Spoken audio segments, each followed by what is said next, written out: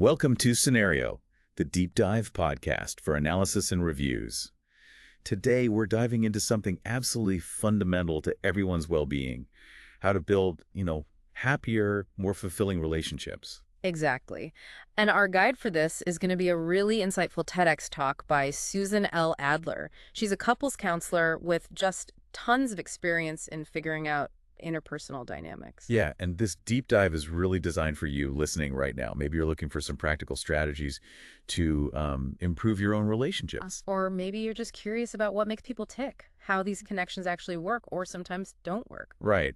Either way, we think this session will give you some really useful, applicable stuff to think about. Definitely. So our mission today is to really break down 3 key steps that Adler proposes. We're going to explore each one, try to get the logic behind them. And most importantly, figure out how we can actually, weave them into our daily lives. So maybe grab something to jot notes down, because I think there'll be some interesting takeaways here. Okay, let's jump right in with the first crucial point.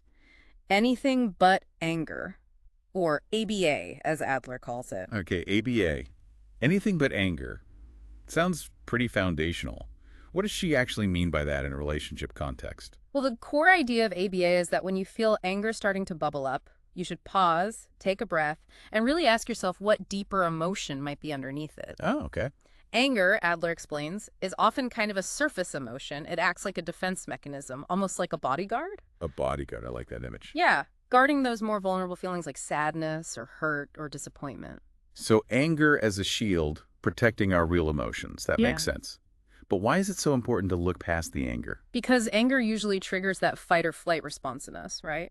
It's physiological. It primes us to attack or run away, which makes constructive communication, pretty much impossible. Well, you're just reacting. Exactly. Your brain's focused on the perceived threat, and your ability to actually hear the other person's point of view just plummets. But if you can identify the sadness or the hurt underneath, you can communicate from that place of vulnerability instead. And that actually opens the door for empathy. Adler uses a little memory trick, too. She connects ABA to the band ABA. ABA. Seriously. Yeah, just a silly way to remember to choose anything but anger. ABA. Yeah. ABA, it sticks. Okay, that's actually quite clever. Oh. But practically speaking, how do you not react with anger when you feel genuinely hurt or let down? That's hard. Oh, it is. It takes real self-awareness and, honestly, practice. The moment you feel that anger rising, try that deep breath and ask, okay, what's really going on for me here? Often underneath the anger, you'll find sadness, maybe fear, maybe a feeling of inadequacy. Expressing those vulnerable emotions calmly and assertively is way more effective than just letting the anger fly. Because the anger just escalates things. Precisely. Adler calls anger the kerosene of relationship problems. It just fuels those repetitive arguments, what she calls argument déjà vu. Argument déjà vu. Yeah, I think we've all been there, like throwing gasoline on a fire. Exactly. Makes it harder and harder to put out. So instead of pointing fingers and blaming in anger, the idea is to try and express what we're truly feeling underneath it all. That's the goal. Instead of attacking your partner with angry words, try communicating the sadness, the hurt, the disappointment that's hiding behind the anger. Can you give an example? Sure. Like instead of yelling, "You're always late, you have no respect for my time," you can maybe try saying something like, I feel kind of unimportant and sad when you're late because I was really looking forward to doing this together. Wow, yeah. That lands very differently. It builds an emotional bridge instead of like a wall of resentment. Exactly. Okay, let's move on to the second step, which Adler calls raising the bar. What's that about in a relationship? Raising the bar basically means making a personal commitment to be the best version of yourself in the relationship, regardless of how your partner is behaving at that particular moment. Regardless. Even if they're being difficult. Especially then, maybe. It's a conscious choice not to get dragged down into negative patterns or just react on autopilot. If you think about it, it's actually an act of real inner strength and emotional responsibility. Adler uses a really vivid image for this one too, doesn't she? Something about a ball. Yes. The ball of crazy. The idea is, look, inevitably in any relationship, there will be times when your partner is stressed or grumpy or maybe acting totally irrational. Happens to the best of us. Right. And in those moments, you don't have to catch that ball of crazy by reacting the same way with your own anger or irritation. You can choose not to pick it up. So the key to a calmer relationship is that only one person goes crazy at a time, as she puts it. That makes me smile. But there's a lot of wisdom in that, isn't there? There really is. Instead of stooping to their level and just feeding the conflict, the invitation is to raise your emotional bar. Choose to respond with empathy, patience, care, kindness. Even when it's tough. Even when it's tough. Because honestly, the stability of a relationship often depends on at least one partner being able to stay grounded during those stormy moments. Okay, again, a practical example might help cement this idea. Definitely. Imagine your partner comes home super frustrated from work, maybe snaps at you over something tiny. Okay. The knee-jerk reaction might be to get offended and snap back, like, what's your problem? Or don't take it out on me. Yeah, that sounds familiar. But raising the bar would mean noticing their mood and maybe saying, gently, wow, sounds like you had a really rough day. Is something bothering you? I'm here to listen if you want to talk. That's quite a shift.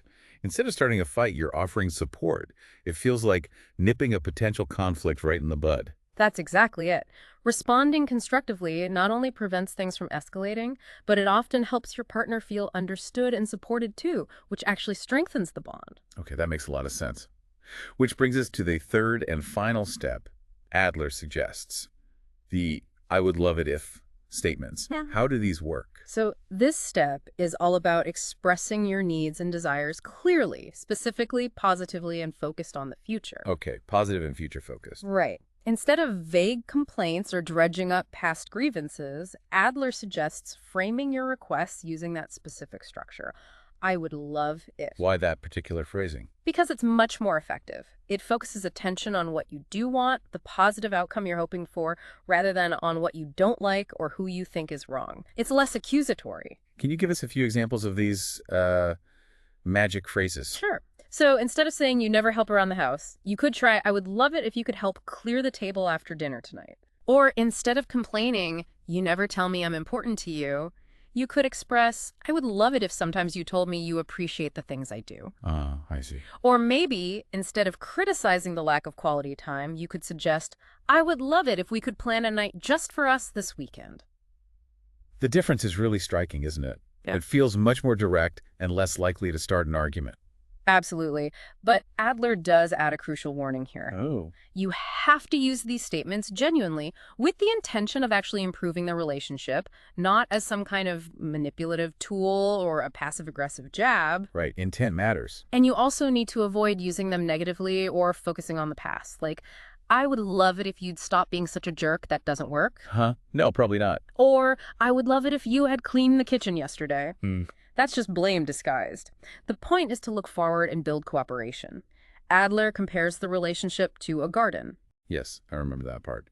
She says a relationship, like a garden, needs constant connection, communication, and even a bit of playfulness to really thrive. Exactly. And these I would love it if statements are like one way to, water and feed the relationship, meeting both partners' needs constructively. And importantly, she emphasizes these are tools for self-improvement, right? Yep. About taking care of your side of the garden, not weapons to use against your partner. Perfectly put. It's about improving how you show up in the relationship. Okay, so to bring this all together, Adler shares the story of Ruby and Jeff, a case study that really shows how these three principles can work in real life.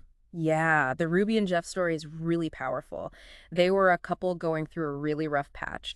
Ruby was feeling deeply dissatisfied, even thinking about leaving Jeff. Wow. She felt like she deserved better, basically. She was full of resentment and was pretty much blaming Jeff entirely for their unhappiness. So what was actually going on? Why was Ruby feeling so frustrated? Well, Adler points out that a lot of Ruby's anger wasn't actually about Jeff's behavior directly. She was under immense personal stress from other things, family stuff, personal worries. Outside pressures bleeding in. Exactly. Plus, she'd started kind of idealizing other relationships, comparing Jeff to these, perfect men she saw on TV, specifically mentioning an Oprah interview. It created totally unrealistic expectations. So her expectations had become a major hurdle for them. Definitely. And the more Ruby voiced her demands in that angry, blaming way, the more Jeff just shut down and got defensive. It created this awful downward spiral of resentment and misunderstanding. A classic negative cycle. Sounds like they were stuck. They really were. It seemed hopeless. But this is where Adler's approach made the difference, right? Yeah. How did Ruby start applying the 3 steps? The first really critical step for Ruby was focusing on anything but anger. ABA. So instead of dumping all her stress and frustration onto Jeff with anger and accusations, she started trying to share the real emotions underneath. Her fear of not being good enough, her sadness about the distance that had grown between them. That must have been hard. Incredibly hard, but it created a whole new level of intimacy. It allowed Jeff to actually understand her distress rather than just feeling attacked. Wow. That's a radical shift, moving from attack to sharing vulnerability. Absolutely transformative. Then Ruby worked on raising the bar. Okay. Instead of constantly focusing on Jeff's supposed flaws or what he wasn't doing, she started consciously showing appreciation and affection for the good things he was doing. She told him how much she loved him, how much she needed his support. So focusing on the positive actually encouraged more positive behavior. That's exactly what happened. That love and recognition had a much bigger impact than the constant criticism ever did. It actually inspired Jeff to be more present, more attentive to Ruby's needs. That's amazing. So love and recognition worked better than criticism. Who knew? Right. And interestingly, because of the progress they made with those first two steps, Ruby found she hardly even needed to use the "I would love it if" statements much. Really? Why was that? Because the shift in her communication style and their reestablished emotional connection meant Jeff was already meeting many of her needs more spontaneously without her even having to ask explicitly. That's a truly encouraging story. It shows how changing your own approach, your own communication, can genuinely transform a relationship in crisis. Absolutely. When they have a happy ending, right? They're Yes. still together after all this time. Yep. Adler mentions they'd been together for 30 years when she told the story, a real testament to the power of these principles. What a great example. It really is. Yeah. Their story just powerfully illustrates how applying these three relatively simple principles can make a huge difference in the quality of our connections. Okay, so let's quickly recap those 3 key steps for building happier relationships, drawing from Susan Adler's wisdom. First, anything but anger. Learn to recognize and express the deeper emotions hiding behind your anger. Right. Second, raise the bar. Commit to being your best self in the relationship no matter what your partner is doing. Choose constructive responses over reactive ones. And third, use those "I would love it if" statements to communicate your needs and desires clearly, positively, and with a focus on the future. Exactly. It really boils down to taking responsibility for our part in the relationship dance and actively valuing our partner. Those seem to be the key ingredients for building something strong and fulfilling. So now, for everyone listening, we invite you to do a little personal reflection. How could you maybe apply these ideas in your own relationships?